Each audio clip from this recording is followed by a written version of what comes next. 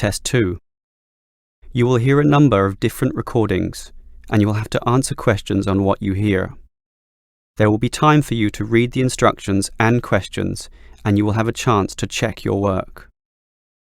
All the recordings will be played once only. The test is in 4 sections. At the end of the test, you will be given 10 minutes to transfer your answers to an answer sheet.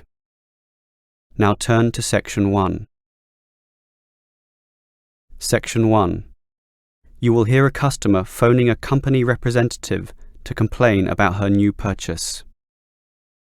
First, you have some time to look at questions 1 to 5.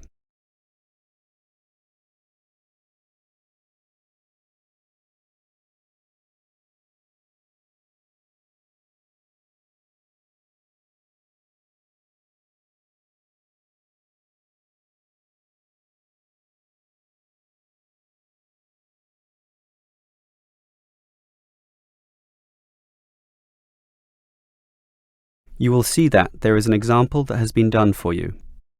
On this occasion only, the conversation relating to this will be played first. Hello, is this the Dynamo motorcycle company? Yes, it is. How can I help you? Well, I have an instruction manual here for your new electric motorcycle, but I'm not satisfied with the purchase at all.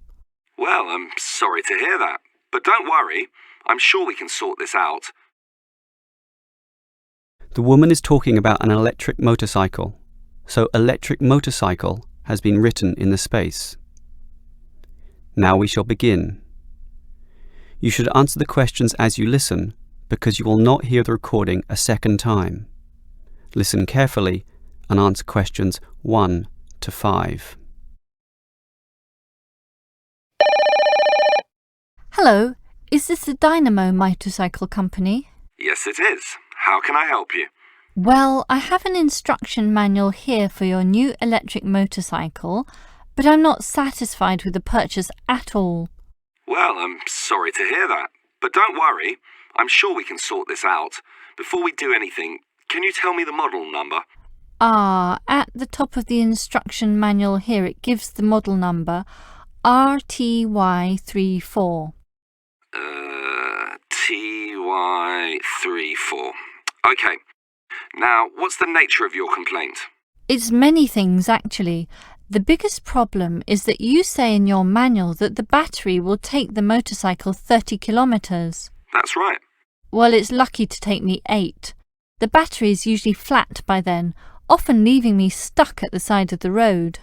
Are you sure you're charging it correctly? I'm fairly sure. I follow all the instructions and plug it in for a long time. And are you sure you charge it for the required 3 hours? I charge it until the charging light goes off, and that's 2 hours, so that should be enough. And there's a serious design fault with this motorcycle. When you're riding it, there's no meter to show you how much power is left, so you actually don't know when the machine is going to stop working. There's a voltage gauge. Yes, but that tells you nothing. The needle fluctuates about from 55 to 45, so whatever it says is meaningless. According to the manual, you're meant to charge the battery if the needle falls under 50 volts. But even when you charge it, it can go below 45. As I said, the needle just waves all over the place.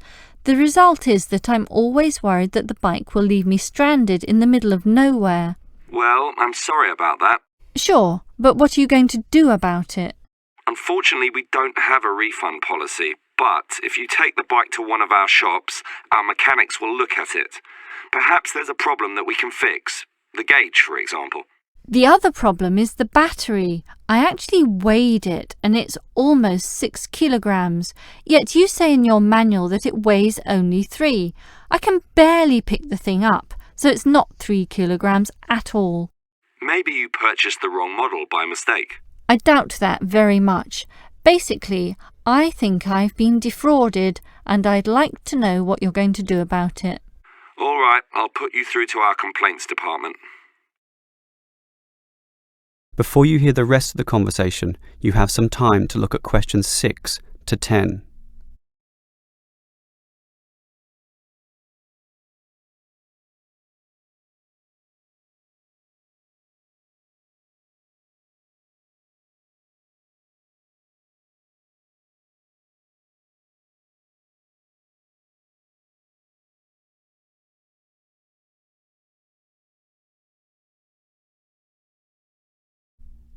Now listen and answer questions 6 to 10.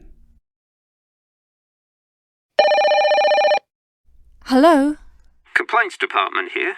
Apparently you have a complaint? Yes, I do. Let me tell you all about... It's all right. Our representative has already informed me about your problem. It's probably just a misunderstanding. I'm sure we can work something out. Right now, I need to take down some details. All right. Can I have your name, please? Jessie Parkinson. That's Jessie and Parkinson, Parkinson. Parkinson. All right. What shall we list this complaint under? Parts, service, or performance? Well, the meter isn't accurate at all, so that's parts, isn't it? Yes, perhaps, but you do feel more generally that the motorcycle doesn't meet the operational standards as advertised, so it's probably better to tick performance here. Can we tick both, parts and performance? No, we can only tick one, so let's not call it parts. We'll go with performance. Now, we may post some further forms and questionnaires to you, so would you mind giving me your address? Certainly, it's 45 Melrose Road. Melrose, M-E-L and Rose. Okay. Now, your phone number? Just use my mobile phone. That's 0928 982 453. 453. Okay, and if we have any follow-up questions, what time is best for ringing you? Morning, afternoon, night time? Well, I work as a secretary from 9 to 5, but I do get a lunch break which gives me some free time. This break used to be 12:30 to 1:30, but then it changed to an hour later, so it's best to ring me at 2 p.m. since the break now starts at 1:30. All right. That's all for now. We just need to do our own investigation and we'll probably ring you back tomorrow. I'm sure we can get to the bottom of this. That is the end of section 1. You now have half a minute to check your answers.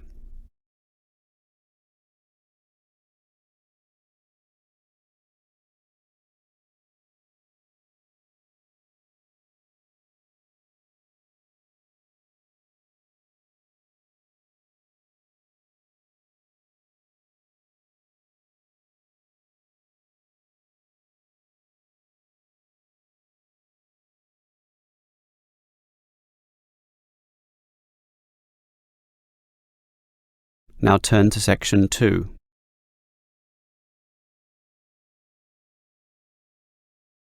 Section 2. You will hear a student union officer explaining about the union's functions and services to a group of new university students. First, you have some time to look at questions 11 to 15.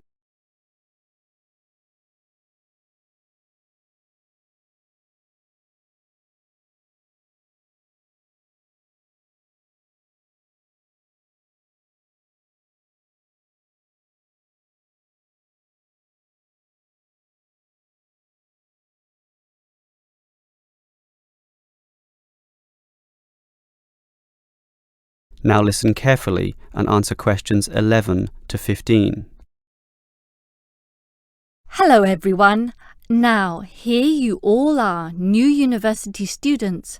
And the first question you probably have is, what is a student union? Another question is, do I have to join? Well, regarding this second question, let me say that membership used to be compulsory in the past, but that did cause some controversy, particularly from students who wanted to remain free and unaffiliated, and this university responded. So, joining up is no longer compulsory.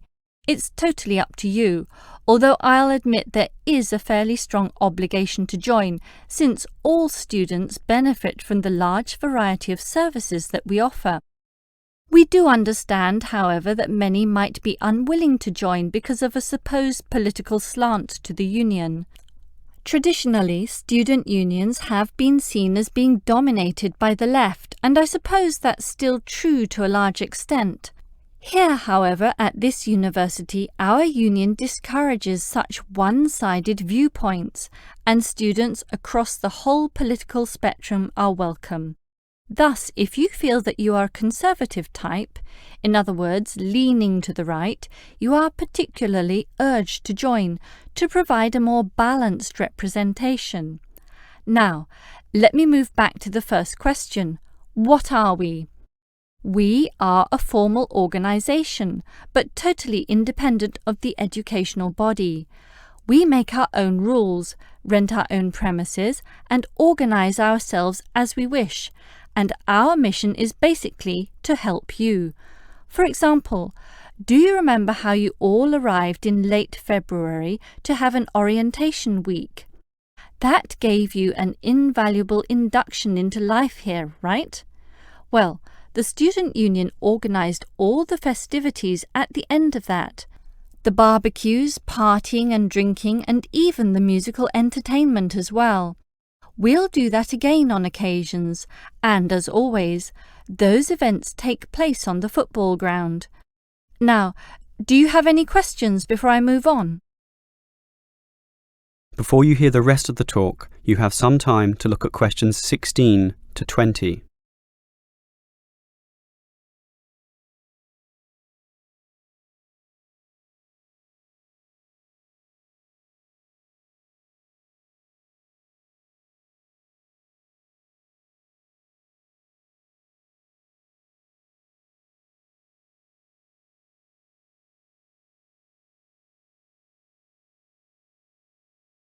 Now listen and answer questions 16 to 20. Now, let me tell you more about the student union and its basic functions. In general, there are three: social, organisational, and representational. Let's look at the first one. Basically, the union provides many social outlets for you to relax and have a better life at university. If you go to our union office, you'll find a list of the many clubs and societies we have, where you can make many friends with people who share a common interest. So, after class, sit with them in the cafeteria and discuss whatever takes your fancy. We also maintain sporting facilities and even our own gym, allowing you to relieve some of that pressure and worry after a particularly hard session in the classroom.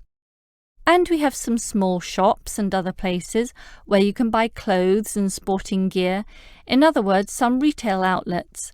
And if you flash your student union card, you'll get up to 20% discount at the bookshop. But unfortunately, there are no discounts at the union cafeteria. Sorry, no cheap cappuccinos. Finally, there's a student union newspaper, and you're welcome to contribute or put in advertisements if you're buying and selling goods or textbooks. You can also place notices of a more personal nature on the notice board of the union office itself. All right, let's move on to our more serious functions, which are helping you get through life here, as well as representing you in times of trouble. Regarding the second issue, if you have a problem or a grievance, or if you feel under pressure or depressed for reasons both inside and outside the university, for example, perhaps a dispute with your landlord or the people in your local gym, then come to us. We have a range of counsellors and helpers, and even some lawyers, who you can meet in the conference room. So just sip a cup of tea or coffee with them and tell them your troubles, and they'll be all ears. Basically, there's every reason to join the student union, since whatever you need, whether it be social or representational, we will help you. That is the end of section 2. You now have half a minute to check your answers.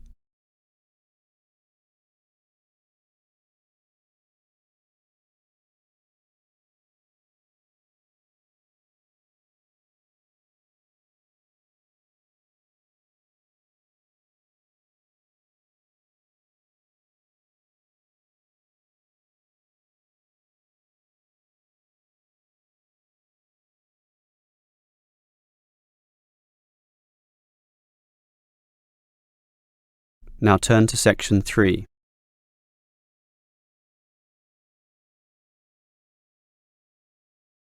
Section 3. You will hear two teachers talking about the work experience program for their students. First, you have some time to look at questions 21 to 25.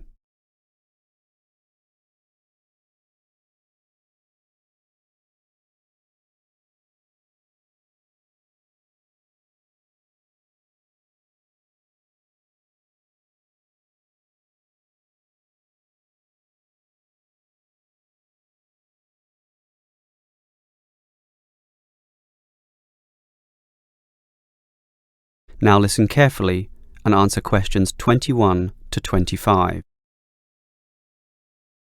OK, we've got to arrange this programme. Work experience. I believe quite strongly in this myself. Studies are often just too theoretical and the best learning can be on-site. Sure, in principle, but you've got to find the right companies. For business students, it's so easy with all the commercial enterprises around here, but for our lot of engineering students, it's not so easy at all. Last year's education students were easy too. We just put them all into schools. Well, there are a few companies that will accept our students. Building sites are the main avenue to explore, but the trouble is that not many of these places want inexperienced learners around. Why not? Last year when I did this, I think these companies were worried about accidents. Now it's more a time issue. They just don't want to train people. But these people work for free. But training takes time, and in the economic recession, few companies want their personnel diverted for such purposes. But I did find some companies, enough for us at least, but they all insist on one thing. Minimum work time of 1 month, right? No, that the students are appropriately insured. Remember, these are building sites and there are quite a few hazards there, and we're putting untrained students, not trained students, right amongst them. So these companies want financial coverage in case of accidents. Gee, is that going to be expensive? Yes, I'm afraid so, since we live in quite a litigious society. Consequently, insurance rates are sky high, almost unaffordable. I see. Can our budget meet this? Last year we couldn't pay for the programme. This year we can, since we have fewer students to deal with, but we'll nevertheless have to cut corners in certain areas. I never like it when that happens. Neither do I. In which areas do we need to economise? Well, the payment to students is not going to change. After all, they won't do this work unless they can get some money. We'll also continue to subsidise their travel as we did last year. Last year we gave them a completion bonus too. It was a big success. Made them go through the whole month. But not this year. We'll impress upon the students that possible failure could result if they don't finish the whole term. OK, I trust that will work. Before you hear the rest of the conversation, you have some time to look at questions 26 to 30.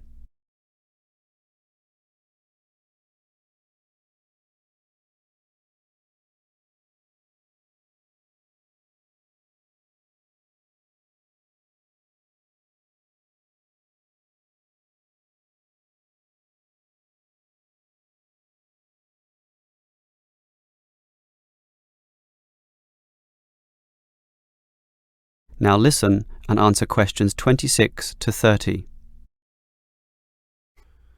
The most important issue for me about this work experience programme is which companies are getting involved, and that was your job. What companies did you find? Right, 4 companies are prepared to help out. Hepplewhite Distilleries, AJ & Sons Engineering, Johnson Demolition, and Sansoni Security. How many students can they take?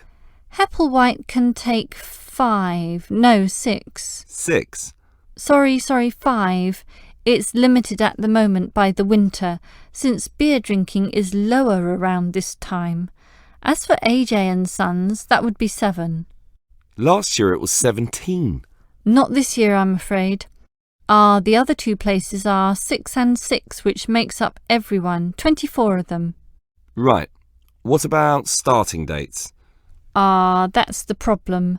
They cannot all start and finish on the same date, which makes this a little hard to dovetail with the academic semester. Hepplewhite can accept its cohort around August 15th. AJ are a little later, starting 5 days later, in fact. The 20th? Actually, the 21st is what they said. And the other two? The demolition company can start earlier, the start of the month, the 1st, and the security firm will start 3 days later on the 4th. OK, that sounds good. And will all our students work for 1 month? Well, remember, it doesn't have to be a full month, but just long enough to meet syllabus requirements. So, how long is Hepplewhite going to use these students? They said 3 weeks, maybe 4 weeks if we want it. We want it. Tell them the longer option is necessary. Sure. I think they'll accept that. The students will probably buy some of their product, which will make the owners happy. As for the engineering company, it's giving 24 days. That's fine. And the demolition company? They're saying 2 weeks, 14 days. Impossible. The students can't complete their projects in such a short time. You'll have to be stronger. Tell them minimum 18 days. All right. The owner seems reasonable. He'll probably accommodate us if I throw in a few incentives. That leaves the security company, which is offering... Let me guess. 3 weeks, 21 days. Almost 22. Ha! I was close with my guess of 21. Just 1 day off.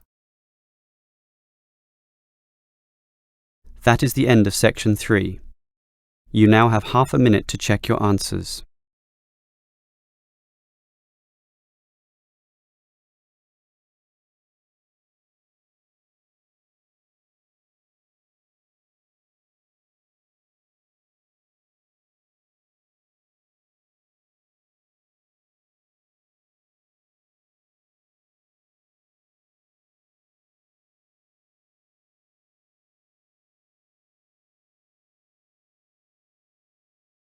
Section 4. You will hear a lecturer talking about the process of fossilization. First, you have some time to look at questions 31 to 33.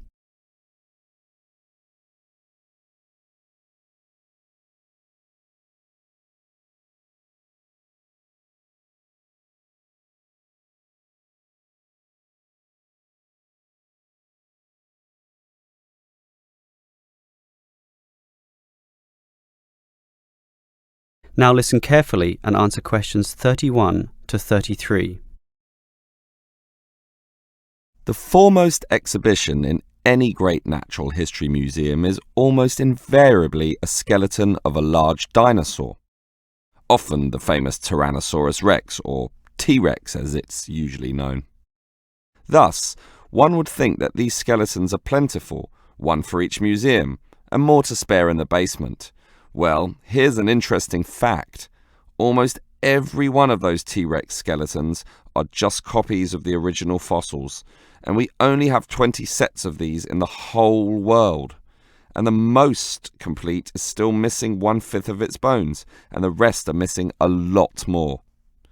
And given that these dinosaurs once numbered in the thousands, and existed on this earth for perhaps 3 million years, you can realize an obvious fact. Fossilization is actually an extremely rare occurrence. Fossilization can only occur when, after an animal dies, it is buried in soft mud or silt relatively quickly, before the body completely rots or is torn to pieces by scavengers. Given this fact, the overwhelming majority of fossils are in marine sediment, where former marine life sank to the sea bottom, where sediment was being continually deposited. This means that we have a fairly good idea of the life in Earth's ancient oceans, but a much sketchier view of the land-based life forms. Fossilization on land needs water and mud, meaning that it is most often near ancient river sites and lakes. But it is still so rare that there are, in fact, large stretches of geological time about which we don't quite know what was happening at all. Before you hear the rest of the lecture, you have some time to look at questions 34 to 40.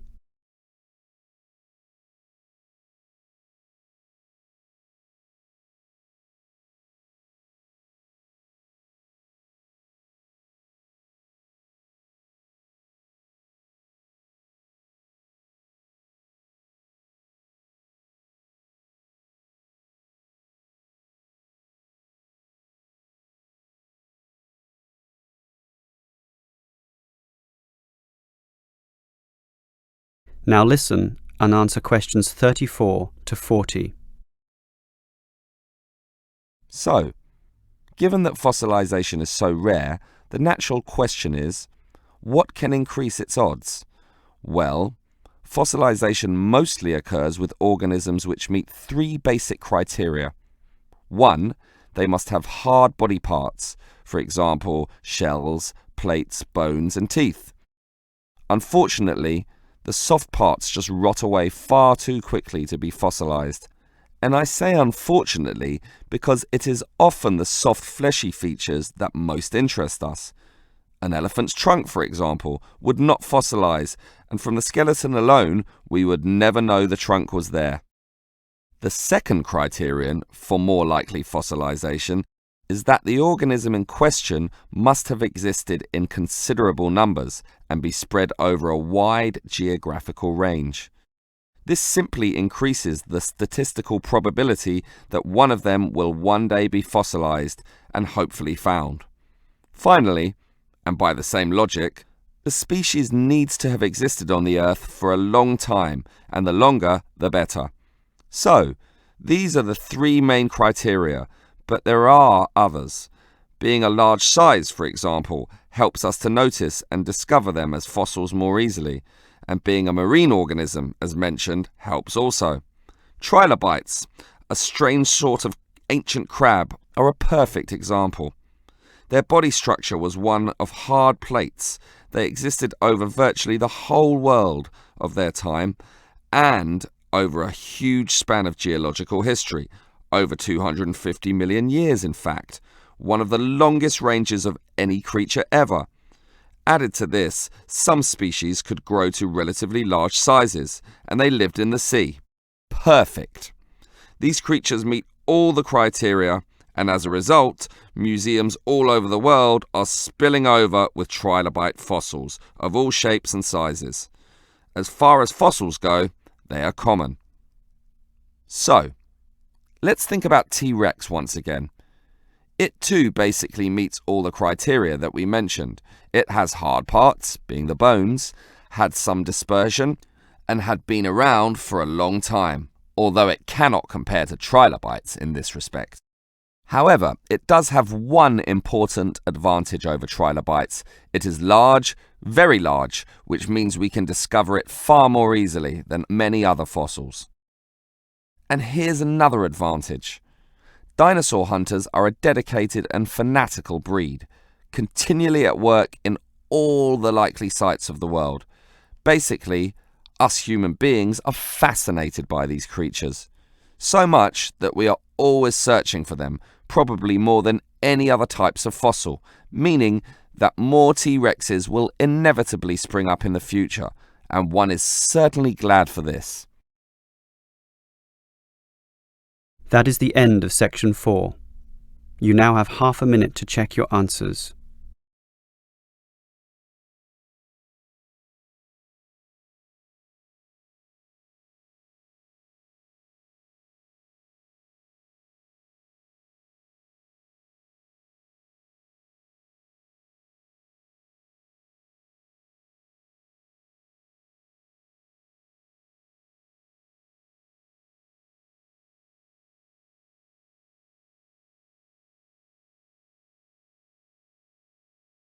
That is the end of the listening test. In the IELTS test, you would now have 10 minutes to transfer your answers to the answer sheet.